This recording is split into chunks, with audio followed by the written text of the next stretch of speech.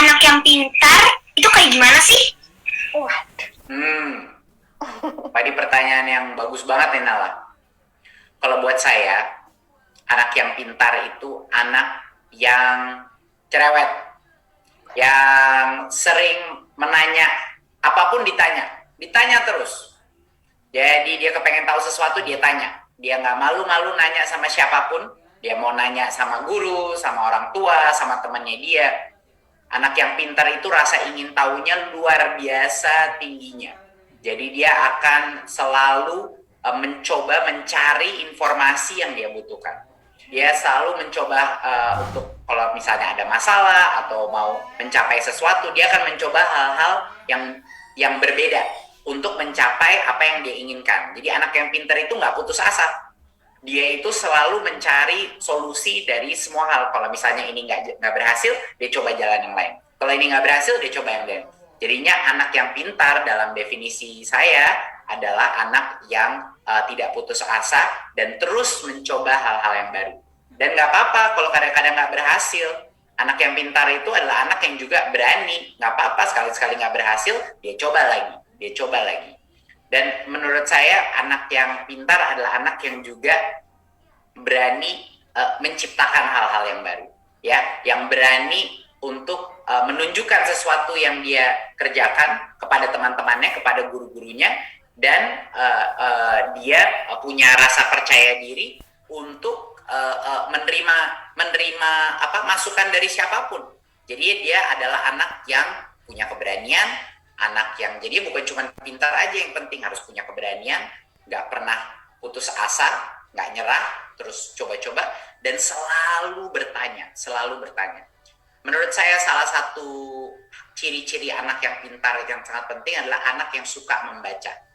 Bukan baca buku-buku atau yang mungkin disuruh sama orang tua atau guru, enggak.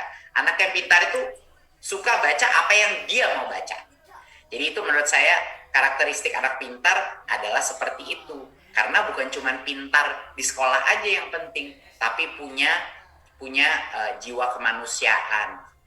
Adalah anak yang sering berbagi dengan teman-temannya. Anak-anak yang kalau ngelihat temannya lagi diganggu, dia berani untuk memberhentikan itu, untuk menolong temannya yang mungkin agak takut atau apa. Itu anak yang mau membantu orang-orang di sekitarnya dia. Kalau misalnya temannya dia lagi susah banget ngerjain suatu soal, itu anak yang ngebantu itu teman. Dan anak-anak yang selalu punya pendiriannya masing-masing dan berani untuk mengutarakan apa pendapat dia. Itu adalah anak pintar di definisi saya. Udah lengkap banget jawabannya Pak Menteri. Kayaknya Nala termasuk anak pintar berarti, Nala, karena buktinya sekarang berani nanya-nanya ke Pak Menteri. Pinter dong, kan aku cerewet banget di rumah. Berarti Kak Ines juga, pokoknya kita tim cerewet aman, Nal. Lanjut, Nal. Ayo, Nala punya pertanyaan apa lagi? Oke, ini sekarang pertanyaan dari teman-teman Nala. Pak Menteri, waktu sekolah, pelajaran apa yang Pak Menteri nggak suka di sekolah? Dan kenapa? Susah ya, karena saya tuh dulu suka hampir semua mata pelajaran, cuman nggak suka kadang-kadang cara diajarinnya. Jadi misalnya ya, dulu itu waktu Mas Menteri seumur Nala, itu namanya mata pelajarannya dulu PMP.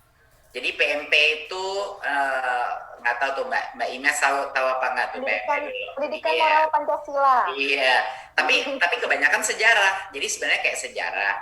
Saya suka banget cerita-cerita mengenai pendiri-pendiri negeri kita. Suka banget cerita-cerita mengenai Soekarno, bahkan sebelum kita merdeka, Pangeran Diponegoro dan lain-lain, pahlawan-pahlawan kita. Cuman setiap kali ditesnya itu tanggal-tanggal.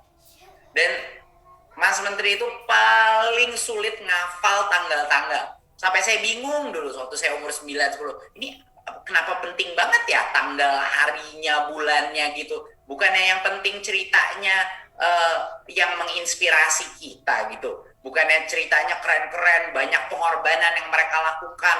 Mereka bertarung untuk keadilan, untuk kemerdekaan.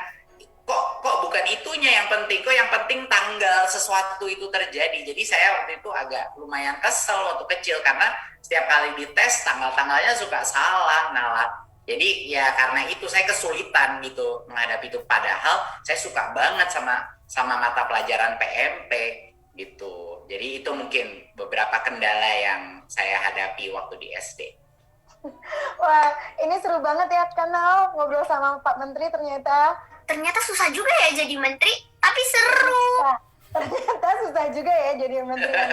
Seru-seru susah, Nala. Seru-seru susah jadi menteri kata Pak Nadiem. Nah, tapi sekarang gantian nih, Kak Imes juga punya pertanyaan untuk Pak Menteri. Pertanyaannya itu dari adik-adik teman-teman Nala yang lain yang sudah kirim video ke Kumparan. Tolong dijawab juga ya Pak Nadiem ya. Pertanyaan pertama ini dari Farisha, Kuesha, dan Akeni. Silakan videonya. Halo Om Nadiem Makarim, Mendikbudristek. Kita mau nanya dong, kata Mami kan kita disuruh rajin belajar. Tapi aku dengar-dengar katanya ada merdeka belajar. Itu artinya apa sih Om? Apa kita mesti belajar? Bukan tahu. Biar Om Menteri aja yang jawab. Om Menteri jawab ya. Makasih. Dadah.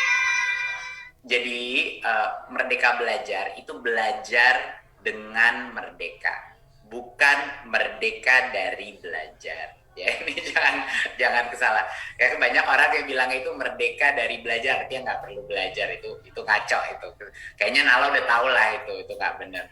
Tapi yang artinya adalah belajar dengan merdeka. Artinya apa itu? Artinya anak-anak kayak Nala bisa belajar dari mana saja. Maksudnya itu bisa belajar bukan hanya dari buku textbook yang ada, tapi bisa juga belajar dari internet, bisa belajar dari guru, bisa belajar dari teman-teman Nala, dari pakar-pakar. Itu namanya kemerdekaan belajar. Ya. Yang kedua adalah agar anak-anak itu merdeka untuk mengikuti atau belajar mata pelajaran yang sesuai dengan kemampuannya. Jadinya anak-anak kalau Nala misalnya nggak ngerti suatu, misalnya di mata pelajaran matematika, Nala masih agak susah mengerti satu hal gitu mengenai pengkalian. Tetapi karena seluruh kelasnya udah harus maju, ya udah Nala masih belum mengerti itu, tapi dipaksa maju ke yang berikutnya. Itu artinya Nala tidak merdeka untuk belajar dalam waktu yang Nala butuhkan, atau siapapun anak. Ada anak-anak yang mungkin udah lebih cepat kepengennya, udah nggak kepengen di situ, dia kepengen belajar lebih cepat. Ada anak-anak yang masih mungkin perlu waktu lebih lama.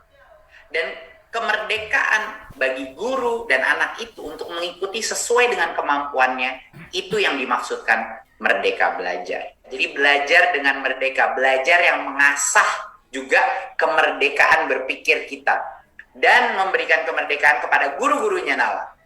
Bagi guru-guru Nala yang ingin mencoba hal-hal yang baru, mereka yang kepengen mencoba hal-hal yang lebih kreatif di dalam kelas, mungkin dia mau bawa anak-anaknya keluar dari kelas, dan itu kemerdekaan untuk guru-gurunya Nala mencoba hal-hal yang baru. Itu yang luar biasa pentingnya, itu yang namanya merdeka belajar. Oke, jadi sekarang kita udah dapat jawaban yang jelas sekali dari Pak Menteri tentang apa itu merdeka belajar. Kita akan lanjut ke pertanyaan kedua ya Pak Menteri ya. Ini ada kiriman video dari Nina, Azila, dan Bara. Silahkan diputar videonya.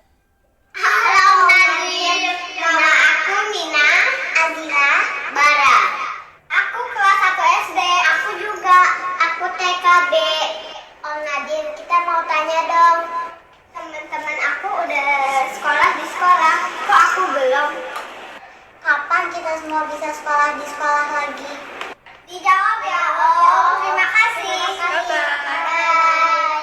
Iya, memang ini jawaban yang sangat sulit ya, karena kita tidak bisa memprediksi arah daripada pandemi ini, peningkatan yang baru saja terjadi. Jadi sebelum ada PPKM darurat, sebelum ada, seperti adik-adik tahu sekarang ini situasinya lumayan mengkhawatirkan ya, jumlah COVID kan sedang meningkat nih, sangat tinggi. Baru saja setelah mudik lebaran ini terjadi. Dan dengan ada Delta varian baru, banyak sekali orang-orang yang harus masuk rumah sakit kita udah mulai penuh. Jadinya pemerintah pusat itu melakukan namanya PPKM darurat. Di Jawa dan Bali selama sampai dengan 20 Juli ini nggak boleh ada sekolah tatap muka terbatas. Sebelum kita melakukan ini sebenarnya udah hampir 30% atau hampir sepertiga daripada sekolah kita udah melakukan PTM terbatas gitu. Tetapi karena adanya peningkatan yang begitu pesat, kita harus berhenti dulu ya sementara sampai dengan tanggal 20 Juli baru kita akan lihat lagi nanti dari Satgas Covid dan juga Kementerian Kesehatan yang akan menentukan apakah akan dilanjutkan lagi PPKM daruratnya. Jadi mohon kesabaran adik-adik ya. Memang sulit, nggak bisa dijawab sekarang ya. Tapi harapannya insya Allah bahwa dengan adanya PPKM darurat ini angka-angka COVID itu akan turun dan pada saat PPKM daruratnya sudah tidak ada lagi, anak-anak boleh langsung mulai melaksanakan tatap muka terbatas gitu. Jadi kira-kira itu. Dan jangan lupa tatap muka terbatas itu adalah sangat beda sama sekolah biasa, cuman boleh masuk kelas pakai masker, kapasitasnya cuma 50%, jadi bukan kayak sekolah normal. Dan semuanya itu keputusannya mama sama papa, ya, jadinya ibu sama bapaknya adik-adik yang menentukan adik mau ke sekolah apa tidak, ya, bukan dipaksa oleh Mas Menteri atau siapapun. Jadi orang tua yang boleh menentukan anak itu siap apa tidak untuk masuk sekolah. Tapi sekolah yang guru-gurunya sudah divaksinasi, ya, itu wajib menyediakan opsi tatap muka karena nggak semuanya beruntung kayak Nala. Banyak anak-anak kita di seluruh Indonesia yang nggak punya akses ke teknologi, nggak punya akses ke internet, nggak punya HP, ya. Bahkan banyak dari mereka yang susah mengakses listrik yang terus ada, gitu. Jadinya nggak semua adik-adik di Indonesia itu bisa melakukan PJJ, bisa belajar dari rumah. Kasihan kan mereka. Makanya pada saat PPKM darurat ini sudah tidak ada lagi, sudah diangkat ya karena angka COVID itu turun, disitulah semua pembelajaran tatap muka terbatas akan mulai di seluruh sekolah-sekolah yang tidak dilakukan PPKM. Kira-kira gitu. PPKM itu yang menutup jalanan, restoran, sekolah gitu agar angka COVID-nya turun. Nah, berarti memang kita masih harus bersabar dulu ya Nala ya, sampai semua kondisinya membaik, kita berdoa dan terus berusaha supaya pandeminya berlalu. Nah Pak Nadiem, sebelum kita berpisah, apakah ada pesan atau harapan dari Pak Nadiem untuk seluruh anak Indonesia di Hari Anak Nasional ini? Pesan saya adalah yang pertama adalah mohon kesabaran adik-adik dalam menunggu situasi ini. Memang situasi yang luar biasa saat ini dengan pandemi COVID. Pasti banyak adik-adik yang bosan di rumah, pasti ada adik-adik yang kesepian di rumah, nggak bisa ketemu teman, nggak bisa ketemu guru, dan lain-lain. Dan pasti adik-adik, saya udah tahu, semua adik-adik itu kepengen kembali ke sekolah. Tapi mohon kesabarannya. Kita harus melalui badai pandemi ini dulu, baru setelah itu kita akan secara aman, dengan protokol kesehatan akan kembali ke sekolah. Dan satu pesan lagi yang sangat penting adalah jangan lupa adik-adik, pada saat kita sudah melalui ini, jangan pernah lupa bahwa untuk kedepannya selalu banyak bertanya, selalu pastikan banyak mencoba, dan selalu pastikan banyak berkarya. Terima kasih. Terima kasih banget Pak Menteri udah jawab pertanyaan Nala dan dari teman-teman semuanya. Doain juga ya semoga Nala jadi menteri juga. Amin. Oh, langsung pengen jadi Siap. menteri Nalanya. Nala bakal jadi menteri termuda. Amin.